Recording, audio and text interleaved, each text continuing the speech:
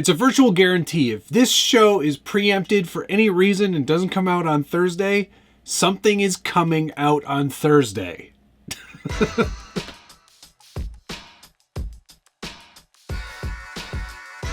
Welcome back to the Scale Builders Guild. Thanks again for watching. It's episode 69.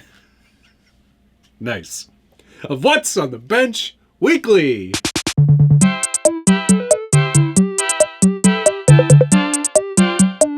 And if you're not familiar with the show, it's where I take you through projects that I'm working on, stuff that's come across the bench, or jokes about 69 420.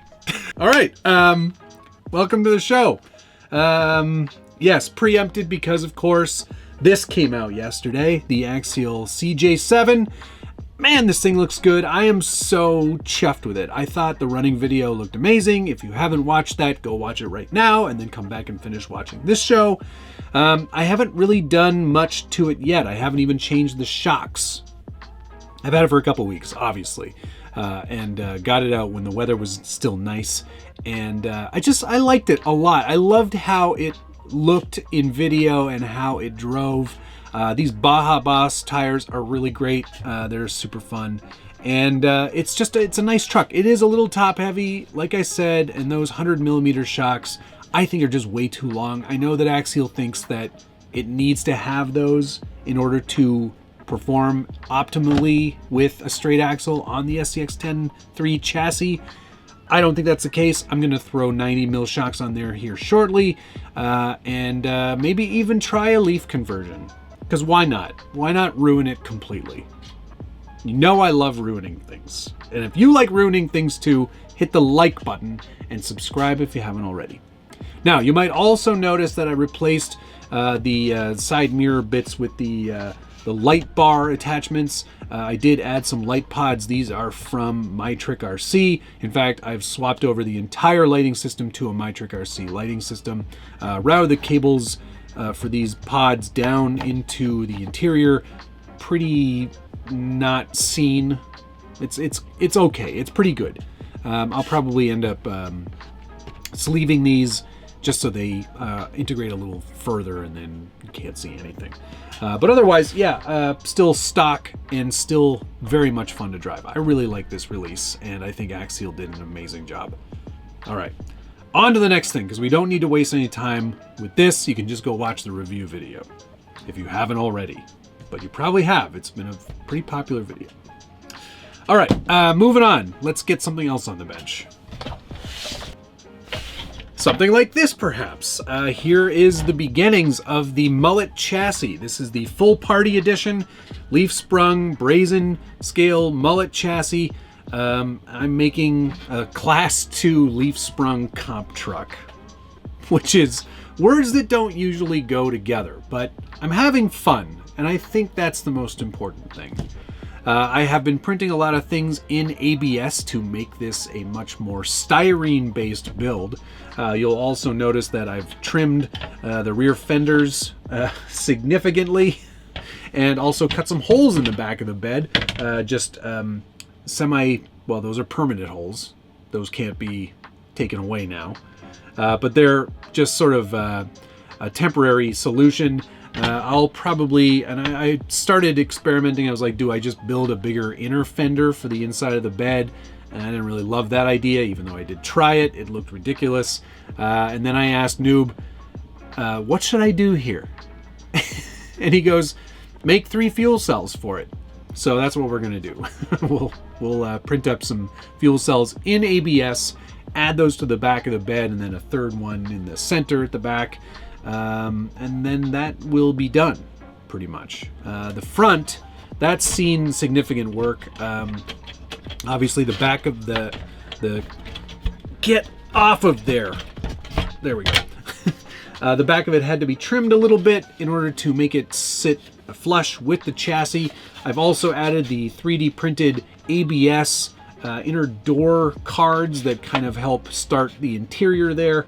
I think that's all looking really good. The fitment is perfect. So I'll probably add those to Thingiverse.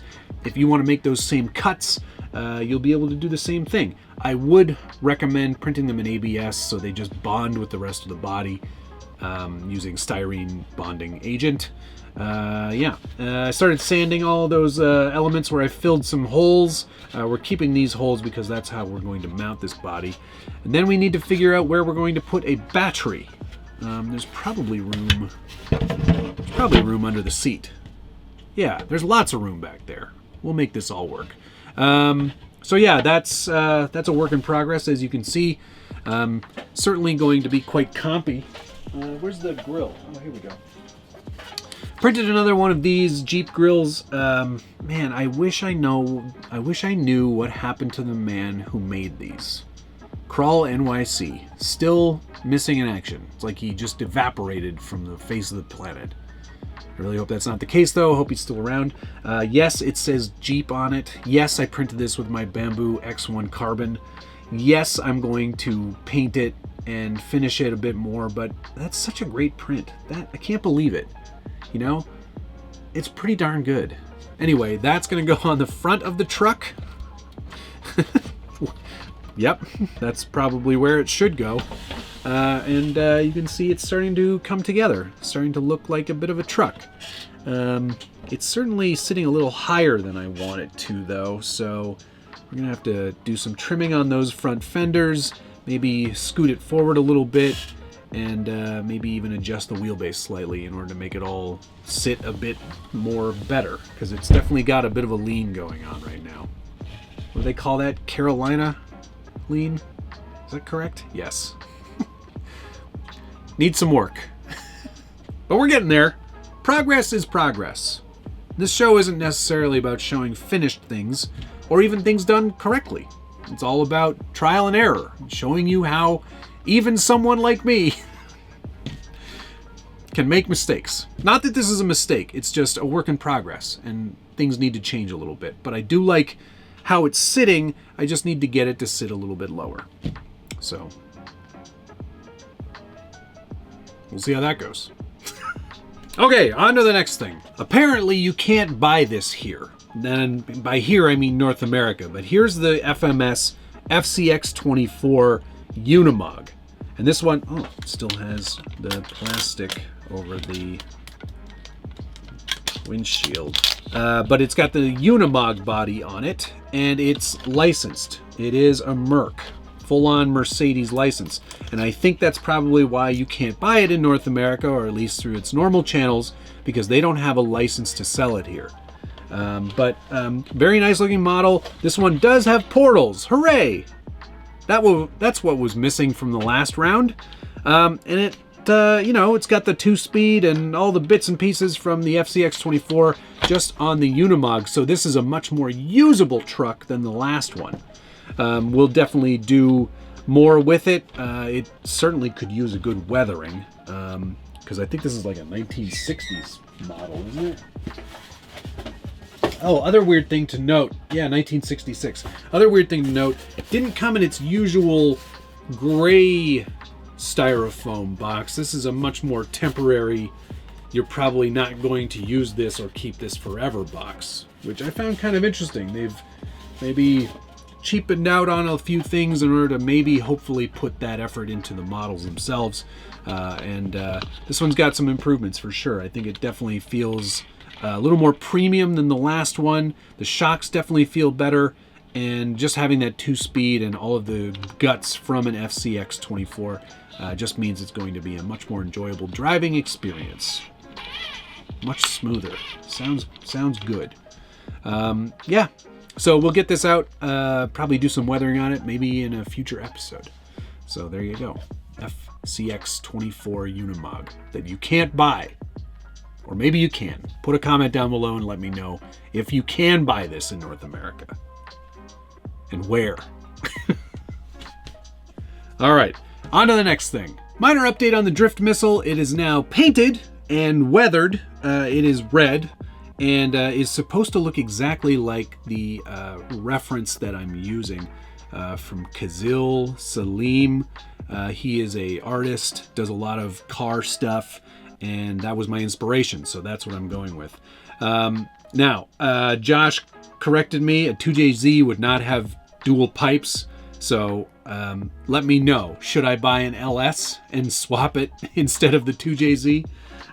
It's sort of like The basic stuff has been done. I still need to do the over fenders for the outside. That's gonna happen. I still need to detail the motor and engine bay. Obviously you have to get some wipers and do a lot more detailing on this car, but it's coming along. Not the most detailed body ever. I mean, the 240 wasn't the most detailed vehicle to begin with, but yeah, there's certainly some detail lacking. But I'm hoping that I'm making up for it with some of the paint work. I think it's coming along and looking pretty good. I'm thrilled so far with the results. And all these 3D printed pieces that I'm adding are really kind of helping sell a lot of what's going on this car and making it look like the real deal. I'll be adding a light kit, of course, so there will be like a backfire for all these side pipes and, you know, full headlights. And I'm also going to be adding the crawlers and customs drift light system, so you know when throttle's being applied and when brakes being applied. It's a very cool system. Can't wait to show you that too. So yeah, that's sort of where we're at on this one, although we do have a chassis now for it. I picked up the RDX from RevD or RevD. A lot of people seem to think this is a really great chassis. I cannot wait to put this together. In fact, today's Friday when this is airing, so maybe we'll do a live stream Friday night and build this together live. Should be fun and entertaining, maybe a little educational. All right, so I think that's going to do it. That's the episode. Thank you so much for watching. Of course, episode 69, thank you so much for watching, and of course we will see you again next week. Not live next week, but 2 weeks from now, I think it is a live episode. So hopefully you'll stick around for that. And if you've got any ideas for what's on the bench, you want to see something else, of course, put a comment down below. Thanks so much for watching. We'll see you again next week.